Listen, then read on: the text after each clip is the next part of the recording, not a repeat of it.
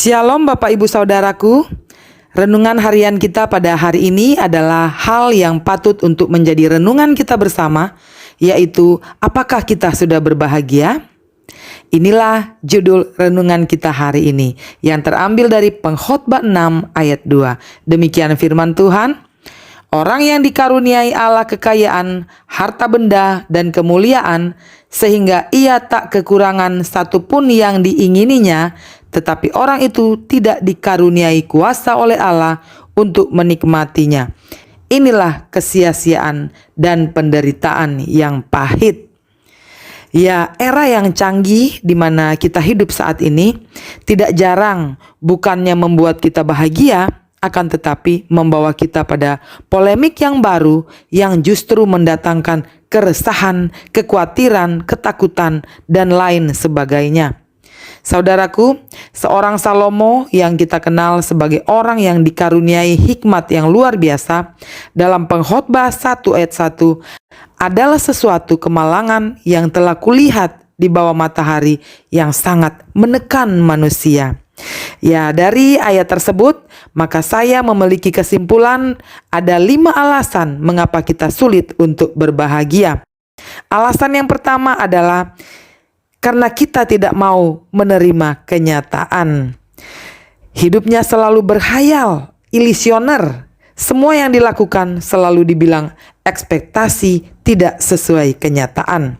Ya, contoh ya, sudah membayangkan kita akan mendapatkan view yang indah dari pemandangan alam satu tempat, yang berharap kita akan mendapatkan makanan yang lezat dari masyarakat setempat.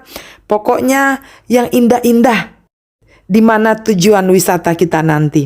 Dan saatnya tiba, kita datang, ternyata semua sudah berubah.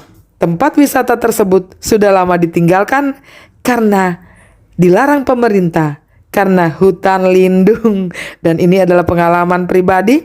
Dan yang kita dapatkan ternyata adalah kecewa. Dan ini hanya sekedar ya contoh ya saudara. Dan alasan kedua mengapa kita sulit untuk berbahagia, iya, karena kita tidak pernah merasa cukup, kita tidak pernah merasa puas.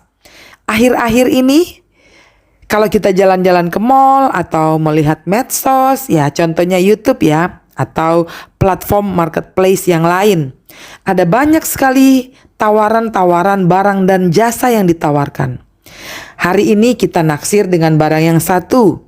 Beberapa hari kemudian, barang yang kita maksud ternyata sudah ada lagi yang terbaru, yang lebih lengkap, yang lebih fleksibel, yang lebih praktis, dan pastinya lebih oke. Dan akan bergulir begitu terus. Mulai dari fashion, ya alat kesehatan, seperti kekinian trending ya, Citayam Fashion Week. Ya sekarang sudah mulai memudar. Dan itulah kehidupan. Kecenderungan manusia adalah tidak pernah merasa puas dan pada akhirnya hanyalah kecewa. Yang ketiga, kenapa kita sulit berbahagia? Karena kita terus membandingkan diri dengan orang lain. Ada istilah rumput tetangga lebih hijau dari rumput halaman sendiri. Ya, tidak mau tersaing, selalu hidup dengan kompetisi negatif pastinya ya. Dan pada akhirnya yang didapat adalah kecewa. Alasan yang keempat, mengapa kita sulit berbahagia? Iya, karena kita iri, kita dengki, kita egois. Tidak pernah mau sepakat dengan orang lain. Ada istilah lagi nih, SMS.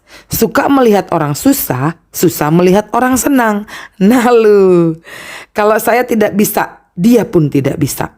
Enak aja, dulu kan mereka susah, tidak punya apa-apa. Padahal dia bodoh loh, kok bisa ya sukses? Dari mana hartanya sebanyak itu kalau tidak hasil korupsi?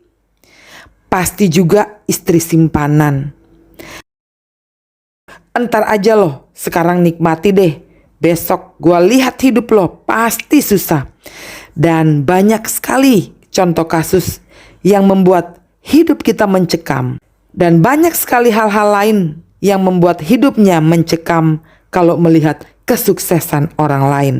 Dan biasanya ya, orang iri itu selalu identik dengan suka menfitnah, suka menusuk dari belakang, seorang yang munafik, dan selalu memiliki kecenderungan menyerang orang lain. Pokoknya benar salah belakangan, yang penting sikat. Apa yang didapat? Kecewa. Yang terakhir, alasan yang kelima, mengapa kita sulit berbahagia? Karena kita sakit. Tanda kutip ya, bisa sakit jiwa, sakit tubuh, sakit roh. Nah, lengkap sudah. Sakit jiwa bukan berarti gila. Kalau berurusan dengan sakit fisik, sakit tubuh sudah biasa lah ya. Dan bisa juga gara-gara sakit fisik ini kita menjadi kecewa. Sakit roh bukan berarti wah tidak lagi berurusan dengan keagamaan, sudah malas ke gereja. Di sini seorang yang sakit roh bisa saja seorang yang menjadi aktivis. Ya, contoh lah berita yang lagi hot, seorang panutan masyarakat yang khususnya ya orang Kristen adalah kebanggaan tersendiri. Dan ternyata apa kenyataan hidupnya? Padahal dari segi ekonomi, sosial, budaya, dan lain-lain, beliau adalah sudah menjadi seorang yang mumpuni, baik pengetahuan, baik hal-hal lain. Pokoknya semua bisa kita bilang wow. Namun kenyataan sekarang ini adalah kebahagiaan baik secara pribadi, keluarga, dan mungkin komunitas sebagai anggota institusi. Secara kasat mata, secara manusia, semua seolah-olah excellent, tapi yang ada hanyalah kekecewaan, kesedihan, bahkan menuju pada kehancuran.